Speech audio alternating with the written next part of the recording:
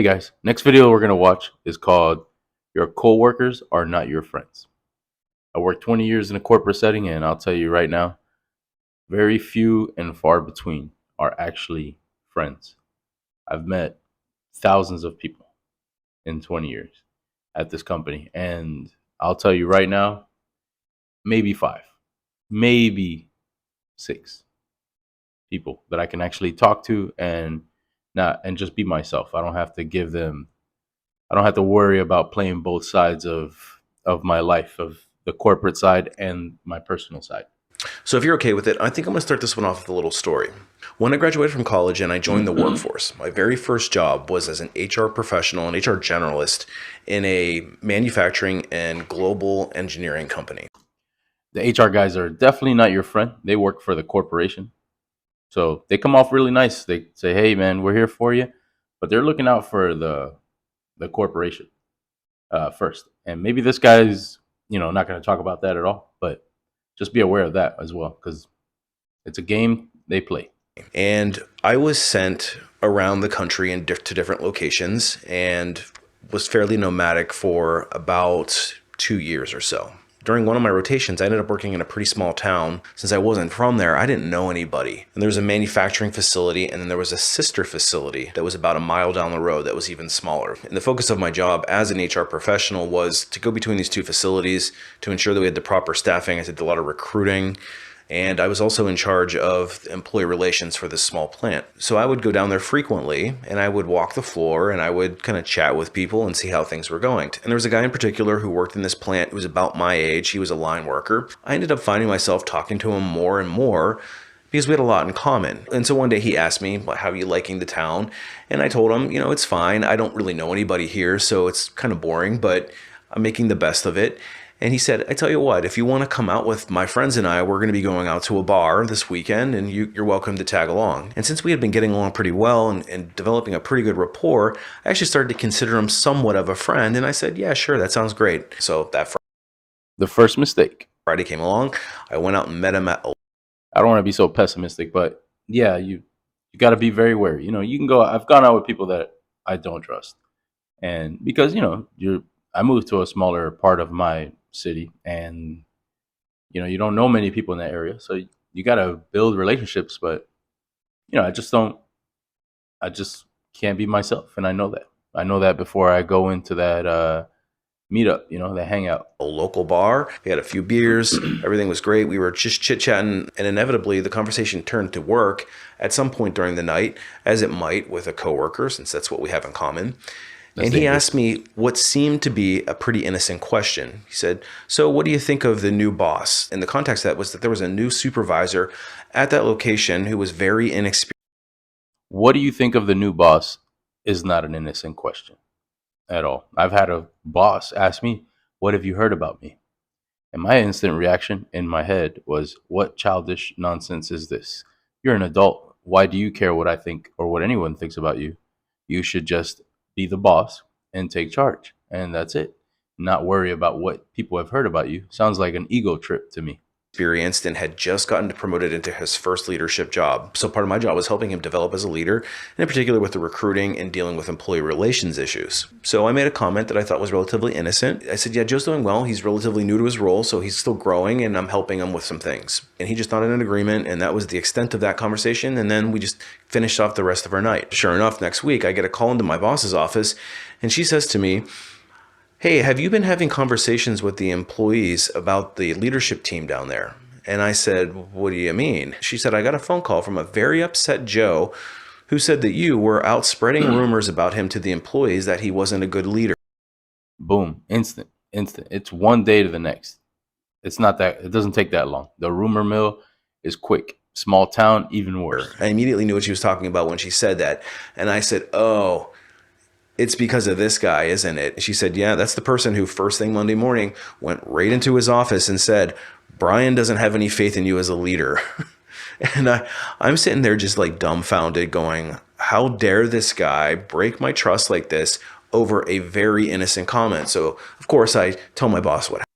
Again, there's nothing innocent about that question. You don't answer that question. Someone asks you, "How's your boss? What do you think about the new boss?" It doesn't matter if you guys are friends and have been friends. can't just go, yeah, we'll see. He's a new boss. We'll see. Give him a chance. Whatever. That's the corporate nonsense. Me, I'd be like, I don't like that fucking guy. But now I can say that now. But, back then, you have to be very careful. happened and that I didn't think it was that big of a deal. And she said, well, you're going to have to clean up this mess and you're going to have to go and make amends with Joe, because if you don't, you're not going to have a very effective relationship with him as an HR person.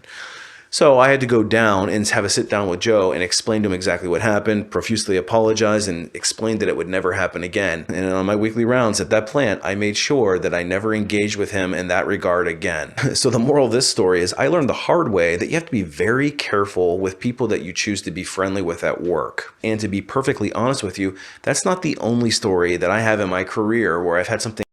Now, I've worked 20 years in this company that I'm telling you about. And I've figured that out probably immediately. And I didn't have to go through this. I just observed. I looked around. I saw what people were doing. I saw how people reacted with each other. And I was like, there's a lot of money to be made here. So I'm going to stick it around. I'm going to stick around, but I'm not going to hang out with these people. And I have very, very few friendships, never relationships, only friendships from that company. Never get into work relationships. Not a good idea. Thing like that happen. And that's where I learned very quickly that you got to be very careful who you buddy up with. So let's put this into a little bit of context as to why you should be very careful. Now, obviously in this case, I potentially overshared, even though I didn't realize I was doing it at the time. It seemed to me to be a very innocent comment. And for whatever reason, this person had an ulterior motive and decided to go stir the pot a little bit. So when you overshare, even if it seems innocent, it always seems to find a way of getting back to you through your boss. And the problem with that is if your boss starts to hear things through the grapevine that you're not to be trusted, then it becomes a major credibility issue with you, and your long-term career potential could be stunted as a result of that. Because trust me, you don't want to have a reputation of being untrustworthy. Same thing goes for gossiping. Yeah, imagine you're just you're trying to build a rapport. You're pretty new there at that point, and all you're doing is you're talking bad about him, and he's like, wait a minute, I'm in charge. You're out of here, buddy. Like I'm not gonna vouch for you or anything because you're gonna talk bad about the next guy. And all the other guy was doing was trying to beat you to the punch. Is make sure that you didn't say that he was asking about you or about him earlier that morning. So he just beat you to the punch because that's the game they play, man. I don't think that there's an office on this planet that doesn't have an office gossip, and everybody knows who they are. And I'm sure if you're thinking about this, it only takes you a second to come up with the list of who the gossips are in your organization. And you can generally find them congregating together in either the lunchroom or the proverbial water cooler. And the water cooler talk tends to be with people who like to stir up drama and gossip about other people. The problem with it is that there's a very easy tendency to cross the line into oversharing or potentially saying something that you're going to regret later. But the even bigger concern is that you're going to be branded as an office gossip if you hang out with those people. Because here's the thing, you are who you hang out with. And so if you're looking to move upward in your career, don't hang out with the gossips and the people who aren't going places. Because like it or not, If you're looking up to move, if you're looking to move up in your career, don't hang out with anyone outside of the managers asking you or the top guys asking you to go out to lunch. If they offer that to you, you go because it's a relationship building moment and you might be getting promoted in that meeting. Who knows? But but stay away from hanging out with anybody else, even them after work. As long as it's during the work hours and you're taking like a lunch break, that's fine. But if you're going to go after work and hang out with these people, they're just fishing, man. Because if you're trying to move up, they know it. And people get jealous. People have egos.